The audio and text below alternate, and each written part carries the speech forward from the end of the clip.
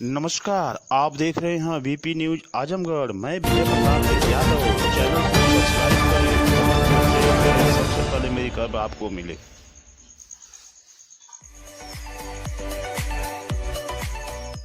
आपका विश्वास हमारा प्रयास, चलो विकास की ओर। जिला पंचायत क्षेत्र अराजी देवारा करखिया से महाप्रधान पद के कर्मठ, संघर्षशील, जुझारू, ईमानदार प्रत्याशी, 24 घंटा समाज सेवा के लिए तत्पर रहने वाले आपका अपना विजय प्रताप यादव पत्रकार को चुने। वोट करे, सपोर्ट करे, बड़े बुजुर्ग आशीर्वाद दे। भारतीय जनता पार्टी के राज्यसभा सांसद नीरज शेखर को आजमगढ़ जिले का निजामाबाद विधानसभा प्रभारी बनाया गया है। विधानसभा प्रभारी बनाए जाने के बाद पहली बार जनपद आगमन पर उन्होंने प्रेस वार्ता कर इसे चुनौती के रूप में स्वीकार किया है। निजामाबाद विधानसभा में इस बार 2022 के विधानसभा चुनाव में कमल खिलाना है। उन्होंने स्वीकार किया कि जाति और सामाजिक समीकरण भारतीय जनता पार्टी के विपरीत है। उसके बावजूद भी इसके साथ कड़ी मेहनत करके भाजपा की जीत सुनिश्चित की जाएगी। उन्होंने यह भी बताया कि 25 दिसंबर को पूर्व प्रधानमंत्री स्वर्गीय अटल बिहारी वाजपेयी की जयंती के अवसर पर प्रधानमंत्री मोदी किसान बिल को लेकर किसानों को संबोधित करेंगे और उनके भ्रम को दूर करने की कोशिश भी की जाएगी। किसान बिल किसानों के लिए बनाया गया है, यह किसान हित में है। उन्होंने कहा कि आजमगढ़ में योगी विकास कार्य अधूरे हैं, उनके लिए वह मुख्यमंत्री योगी आदित्यनाथ जी से वार्ता कर कार्य को प्रगति देंगे।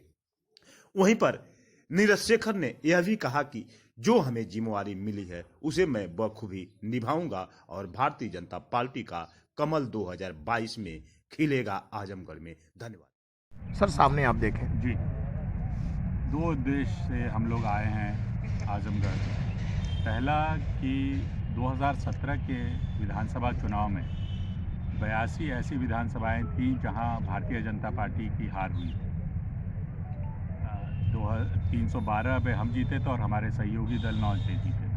बाकी जगह, हर जगह जहां 82 ऐसी सीटें हैं वहां पर प्रभारी भेजे जा रहे हैं कि वहां पर कैसे हम लोग आगे काम करें कि 2022 में जो चुनाव होने वाले हैं उसमें हम लोग कैसे जीत सकें। और मुझे निज़ामाबाद का प्रभारी बनाया गया। मैं पहली बार कल आया, मैंने देखा वहाँ पर और घूमे हम लोग। अध्यक्ष जी मेरे साथ थे, सजन जी हम लोग के साथ थे और मैंने देखा कि वहाँ पर अभी हम लोग को काम करने की ज़रूरत है, लेकिन बहुत अच्छा हम लोग को वहाँ पे लोगों का स्नेह मिला। मुझे इससे विश्वास हम लोग का बढ़ा है कि हम लोग अगर थोड़ा प्रयास करेंगे तो निज़ामाबाद की सीट हम लोग जीत सकते हैं। और अगले 15 महीने तक मैं लगातार यहाँ आता रहूँगा। इसीलिए आप लोग से मिलने का मैंने मन बनाया कि अगले 15 महीनों तक आप लोग का सहयोग हम लोग को चाहिए होगा। हमारी बात जनता तक पहुँच सके आपके माध्यम से।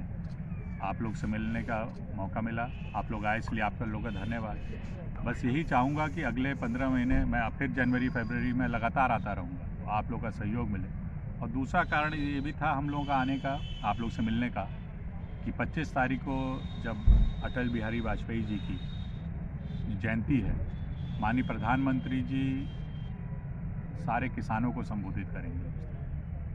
तो हम लोग आग्रह आप लोग के माध्यम से करना चाहते हैं हर एक किसान से कि हर ब्लॉक पर पहुंचकर माननीय प्रधानमंत्री जी का भाषण सुने, क्योंकि माननीय प्रधानमंत्री जी जो 3 किसान बिल है उसके बारे में बताना चाहते हैं और उसमें किसान विरोधी कोई भी बात नहीं है, ये संदेश देना चाहते हैं। और उन्होंने बार बार कहा है और हाथ जोड़ के आग्रह किया किसानों से कि अगर आपको कोई कमी लग रही है उन बिल में, अब तो कानून बन चुके हैं, उसमें अगर कमी लग रही है तो आप लोग बात करें, बताएं। उन्होंने एमएसपी की बात क्लियर कर दी है, एमएसपी कभी नहीं हटेगा। उन्होंने कहा मंडियाँ नहीं ख़त्म होंगी। और मुझे दुख इस बात का है, जो लोग हमेशा कहते रहा है कि ये बिल हम लोग लाएंगे, अपने घोषणा पत्रों में किया, आज वो विरोध कर रहे हैं। कम्युनिस्ट पार्टी विरोध कर रही है कि मंडी ख़त्म हो जाएंगी। बताइए, केरल में तो आज तक मंडी नहीं है। इसलिए हम लोग, जो हमारे विरोधी दल हैं, वो विरोध करने के लिए प्रधानमंत्री जी का विरोध करें, लेकिन बताएं तो किस लिए विरोध कर रहे हैं, कारण क्या है, क्या चाहिए उनको, क्या संशोधन चाहिए इन कानूनों में। तो ये दोनों बात माननीय प्रधानमंत्री जी 25 को संबोधित करेंगे। हर ब्लॉक पे जाकर किसानों से हम लोग आग्रह कर रहे हैं कि उनकी बात सुनें। तो ये 2 महत्वपूर्ण मुद्दे थे जिससे के लिए मैं, और कोई प्रश्न हो आपका? सर, ये बताइए कि आजमगढ़ की सबसे टफ विधानसभा निजामाबाद है जो आपको दी गई है जी। भारतीय जनता पार्टी की वजह से, जहाँ जाती है वो सामाजिक समीकरण भाजपा के खिलाफ है और तीसरे नंबर पार्टी में संभाल रही है, जी। तो कैसे उसको पहले नंबर पे ला के कमल खिलाएंगे? यही मेरे को बहुत खुशी है कि पार्टी ने ऐसी सीट मुझे दी है जो एक चुनौती के रूप में जिससे मैंने स्वीकार किया है कि जहाँ पर मुझे सब लोग कह रहे हैं कि जीतना बहुत मुश्किल है, लेकिन मुझे लगता है कल घूमने के बाद कि अगर हम लोग प्रयास करें, अगर लोगों को बताएं कि पिछले 6 सालों में भारतीय जनता पार्टी ने किस तरह काम किया और पिछले 4 सालों में राज्य में किस तरह काम किया है, तो लोगों का मन बदल सकता है। किस तरह हमने किसानों मजदूरों के लिए काम किया, निरंतर माननीय प्रधानमंत्री जी ने हर वर्ग के लिए काम किया है। अगर हम लोग बताएं, जो मेरे को लगता है किसान के लिए लगातार कानून लाए, किसान विकास सम्मान निधि लाए, जो भी काम किया हम लोग ने ये तय किया है कि किसानों की आय हम लोग 2022 तक दुगनी करेंगे। ये सारे काम और एक ही वर्ग के लिए नहीं, हर वर्ग के लिए माननीय प्रधानमंत्री जी ने ऐसे कानून और व्यवस्था की है। तो मुझे पूरा भरोसा है कि अगर हम लोग अपनी बात और जो काम है हम लोगों का है राज्य और केंद्र में अगर पहुंचाएंगे तो लोगों का मन बदल सकता है। मुझे इसका पूरा विश्वास तो है। 4 साल आजमगढ़ में भारतीय जनता पार्टी सरकार में कोई ऐसा काम नहीं हुआ जिसपे विरोधी भी इस बात को कहते हैं कि भारतीय जनता पार्टी सरकार में आजमगढ़ का कोई विकास नहीं, एक काम कोई मैं विकास यही नहीं। इसीलिए आप लोगों को बुलाया।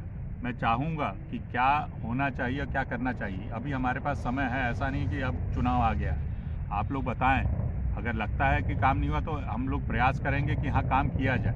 सर, इस मैं अभी विश्वविद्यालय मेरा का एक प्रेरणा दिन शक्ति हुआ है। है, मैं अधिकारियों से भी बात करूंगा, यहाँ के अपने नेताओं से भी बात करूंगा।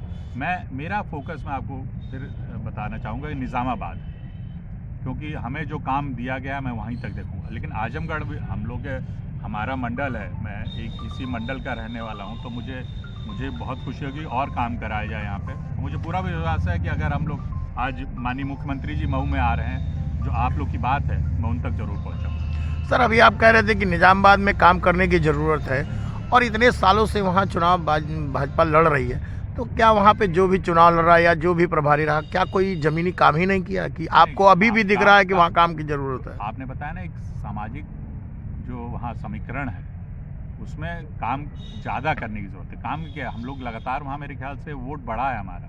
पिछली बार हम लोग 43-44 हज़ार वोट पाए, 43 तो माननीय अध्यक्ष जी बता रहे 14 की लोकसभा हम लोग विधानसभा जीते थे। तो हम लोग प्रयास करेंगे तो ऐसा नहीं है कि हम लोग वहाँ कुछ नहीं कर सकते। मैं ये नहीं कहता कि मेरे पहले काम नहीं हुआ, काम हुआ होगा तभी ये वोट बढ़ा है। लेकिन मुझे ये माना जाता है कि आजमगढ़ में भाजपा कमज़ोर है, लेकिन मेरे को ये लगता है कि अगर हम लोग मेहनत करेंगे तो यहाँ की 10 विधानसभा में 4 या 5 विधानसभा हम लोग जीत सकते हैं। और अगर आप देखेंगे पिछले विधानसभा में तो कुछ वोट 2-3 विधानसभा तो ऐसी थी कि 1000-2000 से हम लोग हार गए। तो मुझे पूरा भरोसा है। सर, इतने कॉन्फिडेंस से आप कह रहे हैं कि यहाँ मेहनत करने पे सब्जी जाए, फिर भी आप 4 और 5 सीटों को कह रहे हैं, 10 क्यों नहीं कह रहे हैं कि 10 जीतेंगे? मैं ये नहीं बोलना चाहता कि हम बोल दें कि हम सब सीट जीत जाएंगे, 545 लोकसभा जीत जाएंगे। तो वो तो हम एक जो रियलिस्टिक फिगर मैं बता रहा हूँ आपको। मैं ऐसा नहीं कि हवा में बात करूँ, ऐसा मैं राजनीति नहीं करता। जो हमने सीखा अपने पिताजी से वो मैं बता रहा हूँ आपको। जो लेकिन सर, पिछले चुनाव में भैया और तहसील में भ्रष्टाचार की बड़ी समस्या है, इस पर की कोई नहीं, मुझे ये खबर मिली, अधिकारियों के लेवल पे नहीं है और भारतीय जनता पार्टी कार्यकर्ताओं नेताओं की भी कोई सुनवाई नहीं है। नहीं, ये अगर हो रहा है तो गलत हो रहा है। मैं इसके बात करूँगा यहाँ के अधिकारियों से और अपने नेतृत्व से भी। अगर ये है तो इसको सुधारा जाएगा। मैं आपको विश्वास दिलाता हूँ कि अगले 1-2 महीने में जरूर परिवर्तन। निष्कर्ष नहीं निकल रहा है जी, जांचें तो बहुत हो रही हैं, हाँ। लेकिन उसका अभी तक कोई भी जांच निष्कर्ष पे नहीं पहुंची। नहीं, मैं वही कह रहा हूँ। मैं कल आया हूँ, मैं अपने अध्यक्ष से, अपने बड़े नेताओं से जो जिले के हैं उनसे बात करूँगा और जो परिवर्तन की ज़रूरत होगी। हम लोग भारतीय जनता पार्टी हमेशा साफ सुथरी राजनीति में और शासन में विश्वास रखती है, तो उसको हम लोग यहाँ आजमगढ़ में भी लागू। अफसरशाही हावी हो गई है जी, अफसरशाही हावी हो गई है। अब इस जिले का मैं कह रहा हूँ ना, मुझे 1 दिन हुआ है, मुझे कुछ समय दीजिए। मैं अगली बार आऊँगा, जो आपके ये सारे प्रश्न हैं इनको मैं आपको बिल्कुल संबोधित करूँगा और बताऊँगा कि कैसे इनको हल निकलेगा। सर, किसान बिल पर जिस तरह से वो हल्ला मच रहा है और 5-6 राउंड की वार्ता हो गई, क्या नहीं लगता कि भारतीय जनता पार्टी ने बिल लाने से पहले किसानों को विश्वास में नहीं लिया या बिना उनकी जानकारी के और बिल पास कर दिया मैं गया? आग्रह करूंगा, ये इस पे लगातार कई सालों से विचार हो रहा है। लोगों के घोषणा पत्र में ये रह चुका है, कांग्रेस के घोषणा पत्र में रह चुका है। ये अभी नहीं, किसानों से सबसे बात हो चुकी है।